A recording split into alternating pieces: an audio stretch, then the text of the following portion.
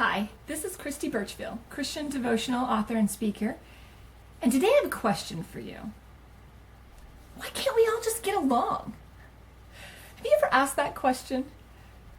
I know that I certainly have, especially when working with my two kids, or even thought about it when I'm dealing with other people. I'm thinking, why can't we just have peace? Well, that's what we're looking at today in our Beatitudes. As we continue on through those, we have Matthew chapter 5, verse 9, and it says, "Blessed are the peacemakers, for they shall be called sons of God." A peacemaker. What is a peacemaker? Well, first, we have to ask the even more important question: what is peace? You see, so many times I think we get this idea of, I want to have peace in my life, or I want to have peace in my marriage, or peace with other family members or friends, and we don't really understand, what does that even mean?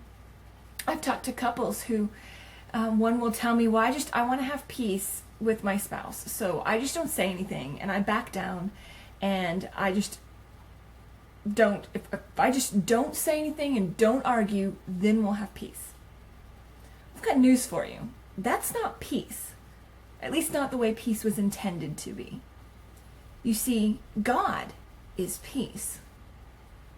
He created peace. He is peace. If we look back in the Garden of Eden, Genesis chapters 1 and 2, we see God at peace with everything that He's created. All the animals, all the plants, everything is at peace with one another. So how do we get to that type of peace? Well, when we look through that, we have, peace being one of the fruit of the Spirit. It makes up who God is. So if we're giving in and just assuming that, if I just give in my desires, if I just say whatever, do whatever you want, how are we expecting to actually get peace? Well, you see, the way we have peace is through God. So in my relationship with my husband, if I want to be able to have peace, it's not about me figuring out what does he want or him figuring out what do I want. It's about the two of us working together to figure out, what does God want in our marriage, in our relationship. And as we're working together to seek God, we're at peace with one another. That's how we end up having peace. So how do we make peace? Do you remember the verse talks about being peacemakers? Well, we start by looking at the example that we have in Jesus Christ. I mean, He was the one who ultimately came to take care of the two most divisive groups ever. We have holy God and sinful man. Absolutely no way to be able to make peace between those two, and yet that's what God wanted.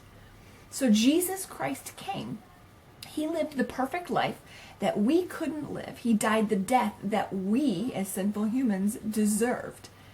And He was risen from the dead, raised up, glorious and triumphant, because of the perfect sinless sacrifice that He was. As we look at that, and as we identify with Jesus, as we surrender ourselves to Him, we are brought into peace with God. We're made right with God. So let me just start out by saying, you can't have peace outside of a relationship with Jesus Christ, because we first must be at peace with God, because God is peace.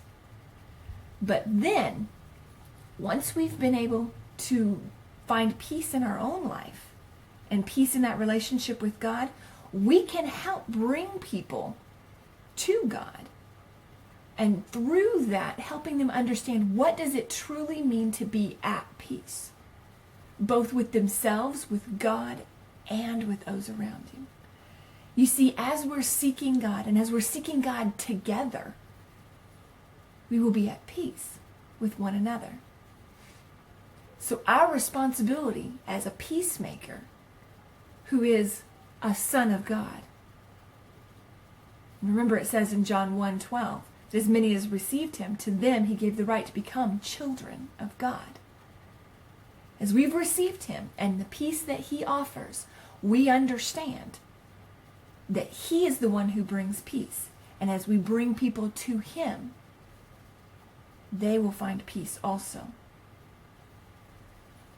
It's my prayer that you will find peace in your life today. Whether you need to come to a relationship with Jesus Christ and be made at peace with God, or whether you need to come back to God and seek God about a relationship that you have with someone else that you need to be at peace with. God is peace, and only through seeking him first can we truly find and be at peace. It's my prayer that you will find your peace in him today as you work to live in the world and live out the word. Thanks.